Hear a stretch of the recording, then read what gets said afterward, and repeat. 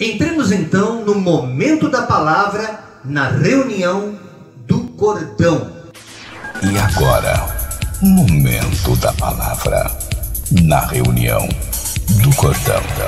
Tema de hoje, a verdadeira caridade. O que é verdadeira caridade? Existem fenômenos que a gente vê sociais aí, disfarçados de piedade, disfarçados de caridade, mas que têm seus interesses intrínsecos, e não estamos aqui, obviamente, para julgar ninguém, e nem tampouco fazer acepção de alguém. Mas é necessário que nós denunciemos aquilo que está faltando na sociedade contemporânea, especialmente aqui no nosso país. É imprescindível que nós, na cultura brasileira, nós que temos já no sangue esse desejo de ajudar, que já está no nosso DNA, mas o que está acontecendo com as pessoas que se esfriaram de repente? O primeiro ano de pandemia parecia que todo mundo estava com seu coração aquecido, cestas básicas não paravam de chegar aqui em casa, pessoas que se comprometeram em fazer algo para Deus, não para nós, porque nós estamos aqui apenas como mediadores de uma situação que Deus nos colocou para administrar um rebanho que não é nosso, é dele. Nós, embora pastoreando, nós cuidamos das ovelhas do sumo sacerdote que é Jesus Cristo.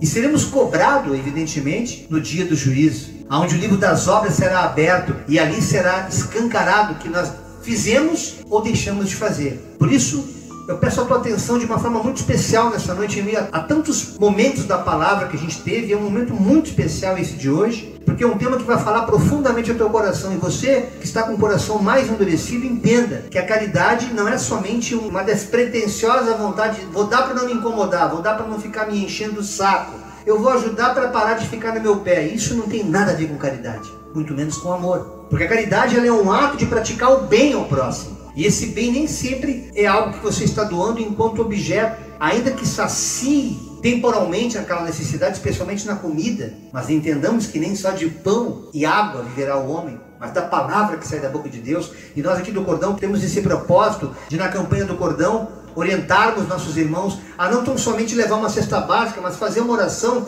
para que essas pessoas entendam que nós não estamos tratando de um assistencialismo, mas ajudando enquanto há uma necessidade, para que essa pessoa também possa se reconhecer como filho, como filha de Deus, e se comprometer também em fazer o mesmo pelo próximo. Entender que essa transitória situação, assim como nós também já passamos por inúmeras provas, e não estamos aqui isentos de passar por muitas outras, todavia sabemos que há um Deus que nos guia, que é um Deus que permite que nós passemos por isso, para que nós possamos amadurecer, crescer na graça e no conhecimento de Deus.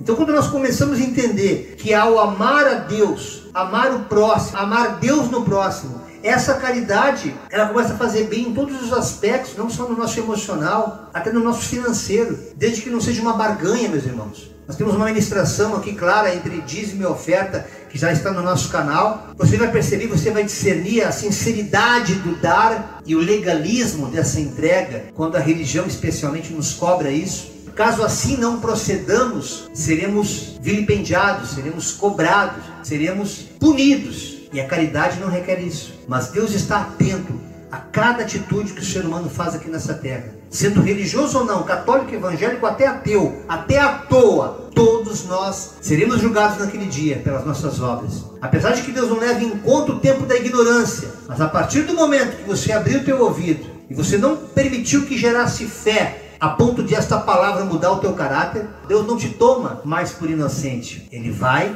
cobrar aquilo que você ouviu, está ouvindo e vai ouvir ainda durante muitos outros dias. Eu começo aqui pelo Evangelho de Mateus, capítulo 25, versículos 31 a 36, e depois só o 40. Quando o Filho do Homem é uma forma de falar em Jesus, entendam? Quando o Filho do Homem vier em sua glória, com todos os anjos, assentar-se-á em seu trono na glória celestial. Todas as nações serão reunidas diante dele, e ele separará umas das outras, como o pastor separa as ovelhas dos bodes, e colocará as ovelhas à sua direita e os bodes à sua esquerda. Então o rei dirá aos que estiverem à sua direita: venham, benditos de meu Pai, recebam como herança o reino que lhes foi preparado desde a criação do mundo. Pois eu tive fome e vocês me deram de comer, eu tive sede e vocês me deram de beber, eu fui estrangeiro e vocês me acolheram, necessitei de roupas e vocês me vestiram, estive enfermo e vocês cuidaram de mim, estive preso e vocês me visitaram. Versículo 40. O rei responderá: digo-lhes a verdade. O que vocês fizerem a algum dos meus menores irmãos, a alguns dos meus pequeninos, em outras versões, a mim o fizeram.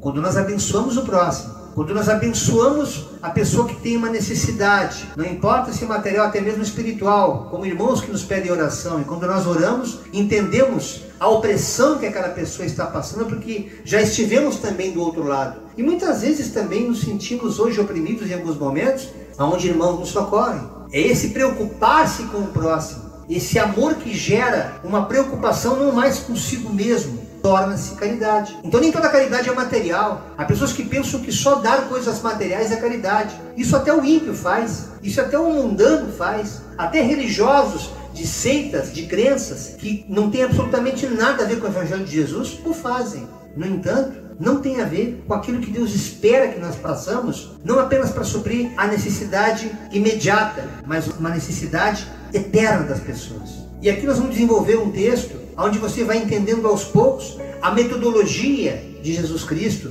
para que nós cresçamos nessa consciência de ajudar o próximo, não como uma obrigação, mas como o mesmo prazer que eu tenho de fazer algo pela minha esposa, pela minha mãe, pelos meus irmãos de sangue, pelos meus irmãos em Cristo, que não é nem um pouco pesado, porque é prazeroso, é algo que Deus planta no coração daquele que se abre para o Evangelho. Esse amor ele é gerado de forma tal que você não tem como não se preocupar. É como você chorar de fato com aqueles que choram e sorrir com os que sorriem, se alegrando com as superações, com as vitórias, com os bons testemunhos, e ficando enlutado sim também com as perdas, assim como Jesus chorou no túmulo de Lázaro, mesmo sabendo que ele mesmo o ressuscitaria dentre os mortos. Vejamos aqui o que nos fala Tiago, no capítulo 2, de 14 a 17. De que adianta, meus irmãos, alguém dizer que tem fé se não tem obras? Acaso a fé pode salvá-lo? Se um irmão ou irmã estiver necessitado de roupas e do alimento de cada dia, e um de vocês lhe dizer: vai em paz, minha irmã, oh aleluia, vai em paz, meu irmão, aqueça-se, alimente-se, até satisfazer-se, sem poder lhe dar nada, que adianta isso? Assim também a fé, por si só, se não for acompanhada de obras, está morta. Assim são os hipócritas, assim são aqueles que falam, mas não fazem, como os antigos fariseus, que muito falavam, manipulavam, mas não tinham obras. É importante que nós entendamos que a salvação ela vem pela graça, não por obras. Já disse muitas e muitas vezes isso, mas não custa repetir. Mas a partir do momento que nós temos boas obras, elas testificam que somos salvos. Porque a caridade é amor. Se você não fizer por amor a obra, em amor ao próximo, amando Deus, não em religião, não em adoração farisaica, mas uma adoração genuína de filho para pai, essa adoração não pode excluir do corpo. Ela tem que passar pelo teu semelhante. Ela tem que passar pela tua família, ela tem que passar pelos teus amigos e até por um estranho, porque você se constrange, você se consterna com aquela dor, com aquele sofrimento. Isso já acontecia desde o tempo da lei, quando no Antigo Testamento foi escrito Deuteronômio, que foi um livro muito peculiar, que ele falava da aliança que Deus esperava que o ser humano estabelecesse com o Criador, mas sobretudo o cuidado que este homem, ao ter a aliança com Deus, deveria ter também com o seu próximo, especialmente os pobres.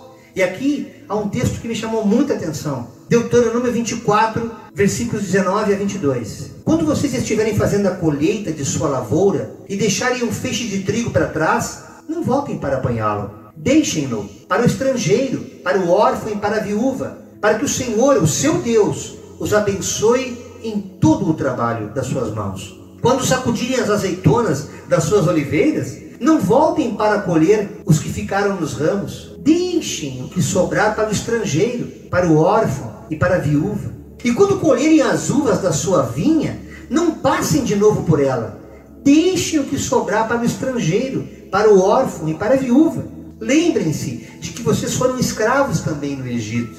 Por isso lhes ordeno que façam tudo isso. Aqui havia um contexto histórico que o povo de Israel, escravo no Egito, tinha necessidade também desse alimento. E Deus, ao os libertar, Ele nos ensina a ter essa caridade, especialmente com as viúvas e os órfãos, que eram os mais desamparados naquela época. E é tremendo, irmãos, que há uma história depois no livro de Ruth, onde ela, como pertencente à linhagem de Jesus, ela se alimenta desses rabiscos passando por lugares semelhantes a esses descritos aqui em Deuteronômio 24, 19 e 22, aonde Boaz, o seu senhor, com quem ela depois se envolveu, é tremendo porque ela teve fome e pôde se alimentar desses rabiscos que alguém deixou. Mas como era isso? Porque era uma lei justamente para proteger. Deus abençoava aquela colheita, mas aquilo era propositalmente deixado para trás para que o estrangeiro pudesse se alimentar, ou a viúva ou o órfão. E não obstante, hoje também deveria ser assim. Quantas coisas a gente desperdiça, quantas coisas a gente adquire para a gente, sem que nós precisemos de tudo aquilo. E muitas vezes nos esquecemos de compartilhar. Seja um pacote de arroz, de feijão, de açúcar, ou alguma coisa que você possa ajudar uma pessoa necessitada. Que para você é só mais uma coisa, mas para outro pode ser aquilo que vai saciar aquela fome imediata dela, no caso do alimento, que é o que Deuteronômio cita aqui. Mas veja o que o profeta Isaías fala no capítulo 37, verso 30. Quando ele fala ao rei Ezequias, de que ele estava ali enfrentando o Senaqueribe, ele havia provas que ele ia enfrentar, mas Deus ia dar sinais para mostrar a sua benevolência para com ele. Olha que tremendo isso. Este é um sinal daquilo que vai acontecer. Neste ano e no ano que vem, vocês terão para comer somente o que nascer por si mesmo, sem ninguém ter plantado. Nasceu, o pessoal colhe e se alimenta. É a mão de Deus que está lá. Mas no ano seguinte, vocês poderão semear e colher cereais e também plantar parreiras e comer uvas. Ou seja, o produto natural do solo, primeiro ano, que foi cultivado, assim como a palavra que é lançada, irmãos, é tremendo isso. Ele come o que estava ali, mas ao comer caiu uma semente. E aquilo vai gerar, obviamente, no ano seguinte, sementes que foram espalhadas na colheita anterior.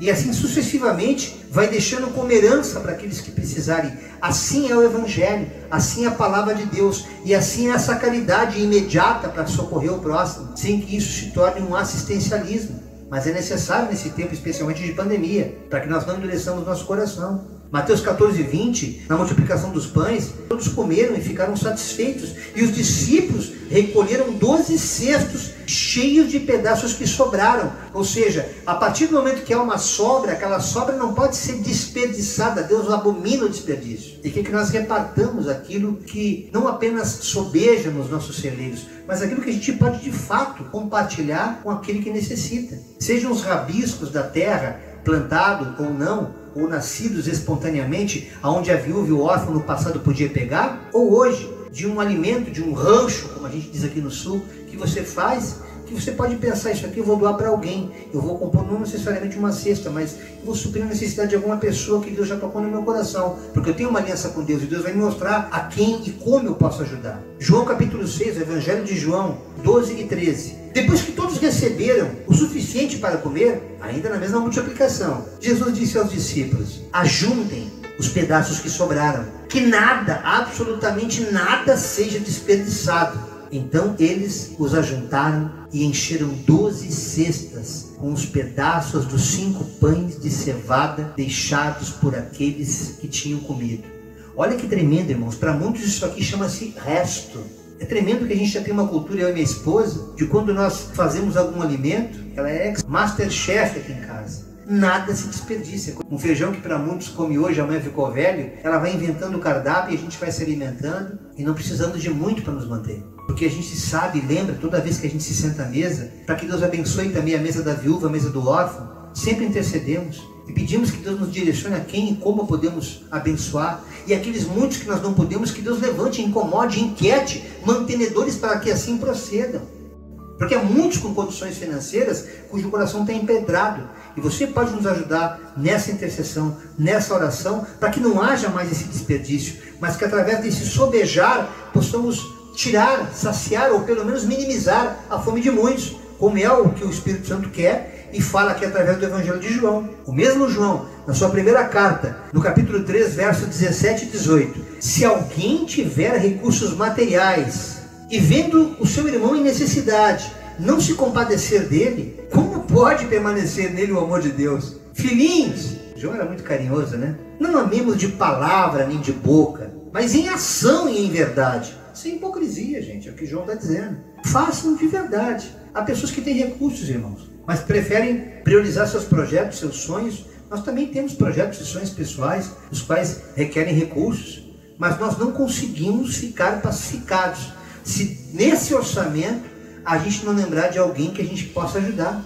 Não conseguimos, irmãos, porque Deus nos incomoda. Deus ele nos inquieta até que nós nos posicionemos em fazer aquilo, até valores, até situações. É tremendo quando você estabelece uma aliança verdadeira. Caridade verdadeira é instalada primeiro no coração, para depois ela se tornar uma atitude. Por isso, ore a Deus. Peça a Deus, Senhor, como e quem eu posso ajudar? Porque eu sei que o Senhor é multiplicador. O Senhor não vai deixar faltar coisa pequena nem coisa grande. É o Senhor que multiplica os meus celeiros. E o Salmo 41 fala sobre isso. Como é feliz aquele que se interessa pelo pobre. Olha que tremendo esse salmo. O Senhor o livra em tempos de adversidade. Irmãos, passamos tantas adversidades, ainda passamos, mas Deus tem nos livrado de todas. Muitas são as aflições do justo, como diz a palavra, mas Deus nos livra de todas, porque nós temos um coração preocupado com o corpo. E é evidente que assim como um membro que está dolorido hoje e amanhã o outro membro possa tratá-lo, ele vai sendo curado e daqui a pouco ele volta a ser restabelecido e reintegrado àquele corpo. Assim deve ser a igreja, preocupada em suprir a necessidade daquele que não tem, não porque ele não quer, mas porque ele não está por dentro, porque a situação que a vida o colocou, especialmente nesse tempo de pandemia, fez com que ele vivesse essa circunstância, que eu tenho convicção plena e absoluta que é transitória, é um momento apenas. Mateus 6, de 1 a 4. Tenham o cuidado de não praticar suas obras de justiça, entre aspas, diante dos outros, para serem vistos por eles. Se fizerem isso, vocês não terão nenhuma recompensa do Pai Celestial. Portanto, quando você der esmola, não anuncie isso com trombetas, como fazem os hipócritas nas sinagogas e nas ruas, a fim de serem honrados pelos outros. Eu lhes garanto que eles já receberam sua plena recompensa. Mas quando você der esmola, se a tua mão esquerda, que é a tua mão esquerda, não saiba o que está fazendo a tua mão direita, de forma que você preste a sua ajuda em segredo, ninguém precisa ficar sabendo, só você e Deus. E seu Pai, que vê o que é feito em segredo, o recompensará. Houve muitos momentos, irmãos, no ano passado, quando começamos a campanha do cordão, nós fazíamos fotos, eu me sentia constrangido com aquilo, mas era uma tentativa, estratégia de tentar comover corações mais endurecidos, especialmente de irmãos que caminham mais proximamente conosco. Mas tudo foi em vão, tudo foi em vão. Muito poucos se solidarizaram, vieram essas críticas, ele está ali se aparecendo, ele está querendo tocar trombeta. Eu pedi perdão a Deus por cada vez que fiz isso e não faço mais. Hoje eu expresso a necessidade, os irmãos trazem a cesta, não digo nem de quem é, para quem que está sendo dado, tão somente a gente faz a obra em secreto. E eu tenho observado muito mais frutos nesse silêncio, porque é cada um de você comprometido com Deus. E Deus que vê todas as coisas, que contemplam os maus e os bons, Ele que vai justificar, não apenas o nosso comportamento, mas a tua atitude também. Veja o que nos fala Salomão, Provérbios 11, 24 e 25. Há quem dê generosamente, não dá migalha não dá resto, e vê aumentar suas riquezas. Outros retém o que deveriam dar. É aqueles que Deus inquieta, dá isso, ajuda, abençoa. Ah não, eu tenho as minhas prioridades. Ele endurece o coração. Ele sabe que é Deus falando com ele, porque ele já teve uma experiência com Deus, porque outros já fizeram por ele. Mas não é comigo que está, é coisa da minha cabeça, vai passar. Esse pensamento vem e vai embora. Olha o que acontece, o generoso prosperará. Quem dá alívio aos outros, alívio receberá. Nunca esqueça disso.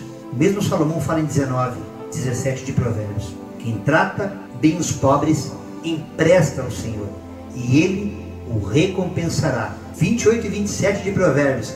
Quem dá aos pobres não passará necessidade, mas quem fecha os olhos, ignora, despreza, para não vê-los, sofrerá muitas maldições. Eu estou lendo a palavra de Deus, não é palavra humana, muito menos de persuasão humana. Provérbios 29, 7. A pessoa correta se interessa pelos direitos dos pobres, porém os maus não se importam com essas coisas. É o que mais se vê hoje. Essa apostasia, esse esfriamento de fé, esse esfriamento de amor, tem levado as pessoas a se desencantarem, não querem saber de nada, não querem ajudar ninguém, só estão olhando para o próprio umbigo, para a sua própria necessidade, muito menos familiares e amigos, porque eles estão totalmente cegos, corações endurecidos. Revoltante, irmãos, isso para Deus. Se é revoltante para a gente, imagine para Deus, diante de necessidade alheia. Mas e aí, eu recompenso, pastor, eu sou missionário, eu quero fazer uma obra na África, eu quero abençoar, quero levar mantimentos, eu tenho esse chamado. Alguns irmãos às vezes me ligam, ora por mim, pastor, que eu quero fazer uma missão, e Deus está falando claramente, mas será que Ele está cuidando primeiro dos seus, da sua própria casa, como Timóteo fala? Paulo fala na primeira carta de Timóteo, capítulo 5, verso 8, se alguém não cuida primeiro dos seus parentes, especialmente da sua própria família, ele negou a fé e é pior que o descrente. Então faça as coisas de acordo com aquilo que Deus nos instrui a fazer. Não esqueça primeiro da sua família, o remédio da sua mãezinha, talvez uma força que você precisa dar para um parente seu, que nesse momento de pandemia está passando, para que depois então, ou no seu orçamento você vai saber adequar isso, sem aquele legalismo do 10, 20 ou 30% de nada, não, mas na sinceridade do coração junto a Deus, você vai saber como praticar essa caridade, ajudando o próximo, seja com mantimento, com roupa, com remédio, ou até com uma palavra, com uma oração, porque, repito, a caridade, ela não se limita a coisas materiais, mas coisas, sobretudo, espirituais. Romanos 15:1, nós que somos fortes, devemos suportar as fraquezas dos fracos, e não agradar a nós mesmos. Devemos, nesse momento de incredulidade, de dureza de coração, ainda que nos decepcionemos com muitos irmãos, e quase todo dia a gente sofre isso aqui, irmãos, mas não olhemos para aquilo que a gente espera deles, mas peçamos a Deus que faça a obra neles, para que os desperte, para que eles possam, assim como nós temos nos esforçado em fazer a vontade de Deus, eles também possam, não balizando o comportamento deles de acordo com o nosso comportamento, mas segundo a vontade de Deus. Aí estaremos no centro de sua vontade. A carta de Paulo aos Gálatas, capítulo 6, 2 e 3. Levem os fardos pesados uns dos outros, e assim cumpram a lei de Cristo. Se alguém se considera alguma coisa, se acha importante, não sendo nada, engana-se a si mesmo. Então, irmãos, ajudar o próximo, carregar os fardos uns dos outros, não significa necessariamente um assistencialismo, não, absolutamente, mas cada um de nós ajude enquanto pode e como pode. Há momentos que há pessoas que começam a te pedir, parece que aquilo não cessa, parece que você se tornou dependente dela e ela de ti, você dependente em dar e ela dependente em receber, mas ore a Deus para que esse fluxo cesse de acordo com a vontade de Deus na vida dela e na vida tua também, porque Deus está trabalhando tanto a tua vida quanto a dela. Há momentos que a gente foi ajudado por pessoas que estão nos assistindo, que nos acolheram, especialmente no começo do nosso casamento. Nós não tínhamos nada nem para poder ajudar com nada, e fomos ali 6 meses praticamente supridos por eles. Assim como também fora daqui, como em São Paulo, eu também fui abençoado por irmãos, quase um ano.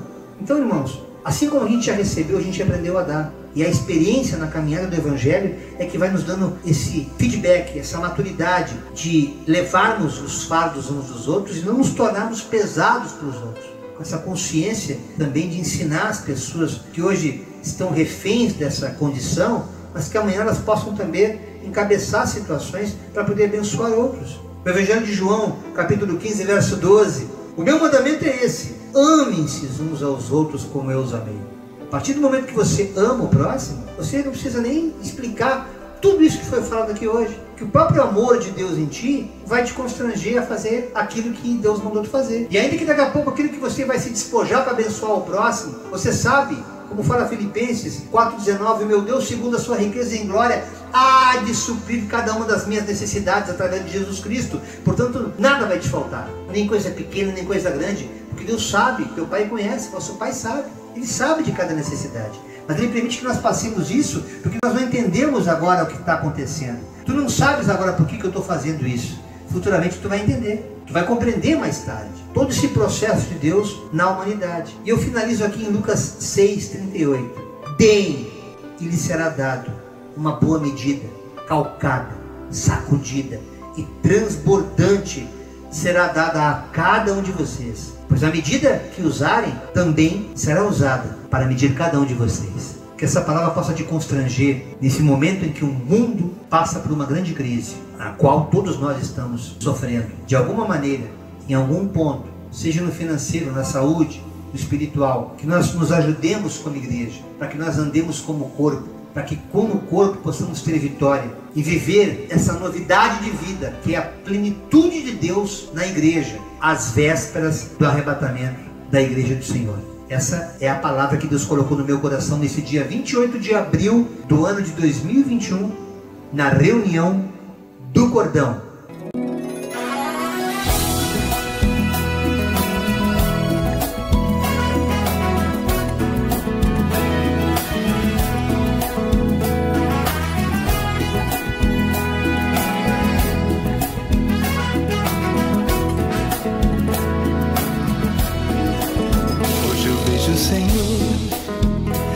Águas tranquilas, no verde verde das matas.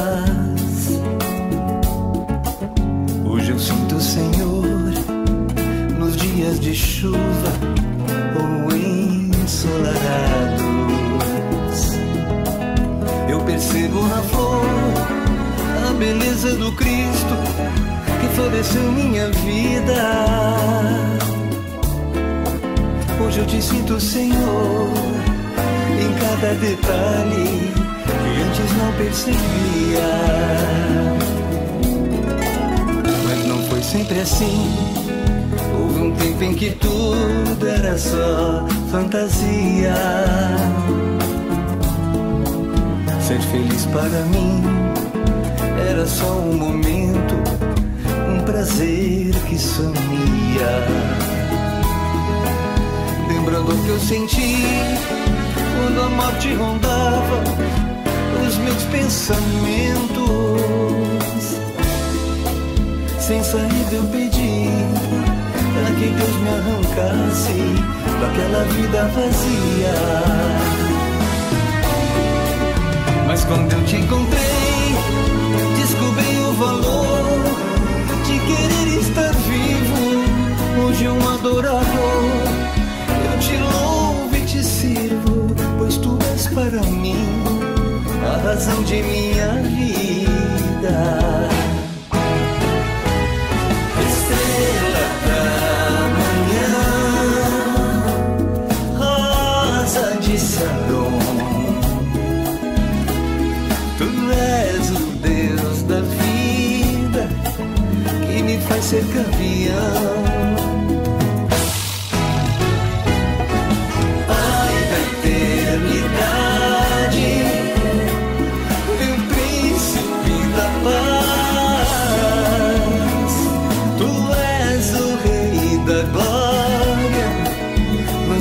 Nunca mais. Estrela da manhã, rosa de Saron, tu és o Deus da vida que me faz ser campeão. Pai da eternidade, da paz, tu és o Rei da glória, não te deixo nunca mais. Tu és o Rei da glória, pois de ti eu quero mais. E eu que responde todas as nossas orações, e é o meu Deus, é o Senhor.